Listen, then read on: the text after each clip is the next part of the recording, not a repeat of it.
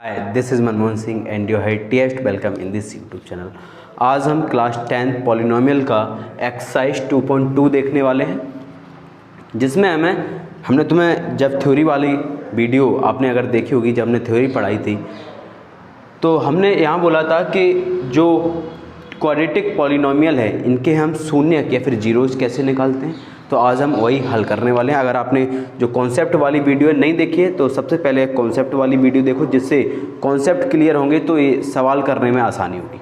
तो पहला सवाल देखते हैं। X square minus 2x minus के 8 है, हमें हल करना है। तो सबसे पहले अगर आपको याद हो, हमने तुम्हें बताया था कि कोई भी पॉलिनोमियल के अगर हमें शून्य निकालने हैं तो सबसे पहले तो इसको हम क्या करेंगे, शून्य के बराबर रख देंगे, और इससे ही पहले हम इसे इसके मूलक रूप में लिखेंगे।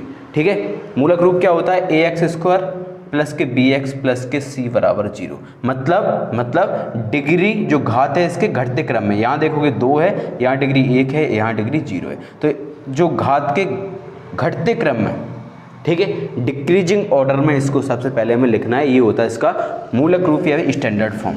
ठीक है, तो ये हमारा पहले से मूलक रूप में, अब सीधा हमें हल करना है। तो अगर तुम्हें अच्छे से कॉन्सेप्ट आते हैं तो अब हम डायरेक्ट करते हैं और आपको सब समझ में आएगा। हमने सबसे पहले बोला था कि ax square plus bx plus c में सबसे पहले a और c का गुणा करेंगे। तो a और c देखेंगे, यहाँ a कितना है, 1, और यहाँ 8 के बाद फिर हमने बोले थे फैक्टर निकालेंगे, यहाँ 2 4 2 2 और 2 2 आ गया। ठीक है, इसके बाद हमने बोला था इन फैक्टर को हमें, यहाँ साइन देखेंगे c के आगे, यहाँ साइन क्या है बोलो, माइनस है। तो माइनस करने पर इन फैक्टर को ऐसे हम पहले तो इनको आपस में मल्टीप्लाई करो जिससे सिर्फ 2 फैक्टर बने, और इसके बाद हमें माइनस करना है, और माइनस करने पे माइनस के 2 आने चाहिए। इसका मतलब हमने देखा यहाँ कितने हैं, 2 2 या 4 और 2 बचे। तो 4 में से 2 अगर घटाएंगे तब तो 4 में से अगर हम 2 माइनस करेंगे तब तो प्लस के 2 बचेंगे, लेकिन हमें क्या चाहिए, माइनस के 2। तो हमने बोला 2 में से 4 घटा देते, तो यहाँ कितना बचा, माइनस के 2। तो अब हमें ऐसे ही तोड़ना है। इसका मतलब हमने एक्स स्क्वायर माइनस के 2x की जगह, माइनस के 2x की जगह हमने क्या लिख दिया, बोलो 4x प्लस के 2x माइनस के 8 बराबर 0। आई होप आपको इतनी बात समझ में आ रही होगी। हमने ऐसे ही क्यों तोड़ा, क्योंकि हमने कॉन्सेप्ट वाली वीडियो में तुम्हें अच्छे से समझाया यहाँ। ठीक है, तो 2x को हमने माइनस के 4x प्लस के 2x लिख दिया। अब यहाँ कॉमन लेना भी हमने कॉन्सेप्ट वाली वीडियो में बहुत बेहतरीन तरीके से कॉमन लेना सिखाया था। अगर तुम्हें कॉमन लेना नहीं आता तो वो कॉन्सेप्ट वाली वीडियो देखो। एक्स स्क्वायर माइनस के 4x है, हमने बोला था कि अगर जो चर संख्या है उसमें हम क्या देखेंगे, सबसे छोटी वाली घात को कॉमन लेंगे। तो यहाँ x की घात 2 है, यहाँ 1 है, तो x कॉमन आ गया।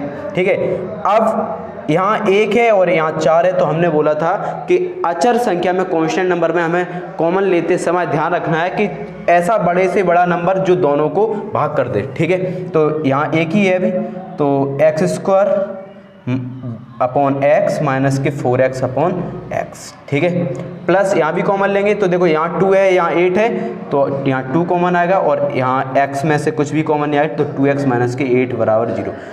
तुम अगर कैलकुलेशन फास्ट अगर तुम्हारी सही है, तुम कर सकते हो, तो तुम सीधे कैंसिल कर सकते हो। लेकिन अभी मैं मान के चल रहा हूँ तुम पहली बार कर रहे हो ये, और इसलिए तुम्हारी कैलकुलेशन इतनी फास्ट नहीं है, तो तुम ऐसे भी कर सकते हो कि पहले यहाँ कॉमन लो, फिर इसी से दोनों को भाग कर दें। वैसे हम डायरेक्ट भी कर सकते हैं। ठीक है, अपॉन टू। चलो यहाँ कितना हो जाएगा, बोलो x बाहर, तो x 1x से 1x कैंसिल, यहाँ 1 बचेगा, x माइनस के 1x से 1 यहाँ कैंसिल, 4 बचेंगे, प्लस के 2, और यहाँ 2 से 2 कैंसिल, 2 से 4। ठीक है, तो यहाँ कितना बचा, x माइनस के 4। सही है, अब देखो x माइनस के 4 यहाँ भी है, यहाँ भी है, तो इन दोनों को भी कॉमन ले लेते हैं। तो x माइनस के 4 को हमने जैसे कॉमन लिया, बताओ x माइनस, ये पूरे पद में अगर x माइनस 4 बाहर निकल गया तो कितना बचेगा, x बचेगा सिर्फ, और इस पूरे पद में अगर x माइनस 4 को बाहर निकाल लेंगे तो सिर्फ 2 बचेगा, तो यहाँ 2 लिख दिए, बराबर 0 है।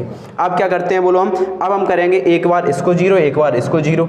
क्यों, क्योंकि हमें पता है कि अगर दो नंबर का मल्टीप्लाई अगर 0 के बराबर है, इसका मतलब क्या है कि दो पद का अगर गुणा अगर 0 के बराबर है, तो या तो हो सकता है कि ये 0 हो या फिर ये 0, क्योंकि हमें पता है दो नंबर या फिर दो पद का गुणा अगर 0 है तो कन्फर्म है इसमें से एक ना एक पद या फिर एक ना एक नंबर तो 0 होना ही होना है। अब हमें नहीं पता कौन सा 0 है, तो हमने क्या किया, यहाँ दोनों को एक बार 0 के बराबर रख के दे। तो x माइनस 4 को हमने 0 के बराबर रखा, तो x बराबर 4 आ गया। सही है, और x प्लस 2 को 0 के बराबर रखेंगे तो x बराबर माइनस के 2 आ गया। तो ये हमारे दो शून्य आ गए। सही है, राइट। तो x बराबर 4 और x बराबर -2 क्या है, ये हमारे शून्य। तो इसको हम अल्फा बोल देते हैं और इसको बीटा बोल देते हैं। अब सत्यता कैसे करनी है, शून्य तथा गुणांकों के बीच में संबंध। तो देखो यहाँ तक आई होप आपको इतनी बात समझ में आ गई होगी। चलो यहीं से कंटिन्यू कर देते हैं, पहले वाले सवाल को अच्छे से सॉल्व करते हैं, फिर इसके बाद सेकंड के लिए हम यही सॉल्व करेंगे। देखो x बराबर 4 अल्फा x माइनस 2, x बराबर माइनस 2 क्या है, बीटा। तो हमें पता है, हमने थ्योरी वाले पार्ट में पढ़ा था कि शून्य को तथा गुणांक ये सब चीज़ें तुम्हें पता होंगी, और हमने पढ़ा था कि अल्फा प्लस बीटा कितना होता है, माइनस बी बराबर माइनस बी अपॉन ए, ठीक है। और अल्फा गुणा बीटा कितना होता है, सी अपॉन ए। तो अगर तुम यहाँ देख पा रहे होगे तो अल्फा प्लस बीटा बराबर माइनस बी अपॉन ए, सही है, माइनस बी अपॉन ए। तो अगर हम इस सवाल से अगर ए बी का मान निकालें तो देखो सबसे पहले यहाँ हम पहले वाले सवाल की अभी बात कर रहे हैं, यहाँ ए की अगर हम बात करें तो ए का मान यहाँ कितना है 1, बी का मान कितना है माइनस के 2, सी का मान कितना है माइनस के 8, सही है। तो यहाँ अगर हम डालें तो यहाँ कितना हो जाएगा बोलो, बी का मान आ गया माइनस का पहले से है और माइनस के 2 और यहाँ है, ए का मान 1 है तो यहाँ प्लस के 2 आ गए।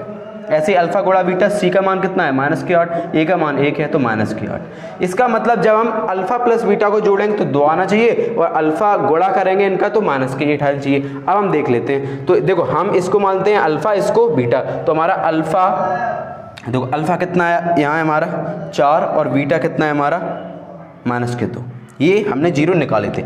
अब इनको हम अगर अल्फा प्लस बीटा करते हैं तो कितना आएगा, देखो अल्फा प्लस बीटा किया तो 4 अल्फा है बीटा माइनस के, तो इसका मतलब 2 आ गया हमारा अल्फा प्लस बीटा। और अल्फा गुणा बीटा करेंगे तो ये कितना आएगा, माइनस के 4 यानी 4 गुणा माइनस के 2 तो माइनस के 8। देखो अगर तुम देख पा रहे होगे जो आंसर यहाँ है वही आंसर यहाँ है, इसका मतलब जो हमारे अल्फा गुणा बीटा है ये बिल्कुल सही है और हमने यहाँ चेक कर लिया। अब जो लैंग्वेज है वो तुम अपने हिसाब से लिख सकते हो, ठीक है, मैं सिर्फ कैलकुलेशन करवा रहा हूँ, ठीक है। तो x बराबर अल्फा, x बराबर बीटा क्या है इसके शून्य, और हमने ये कैलकुलेशन कर ली, ठीक है। अब ऐसे ही हम सेकंड वाला सवाल देखते हैं।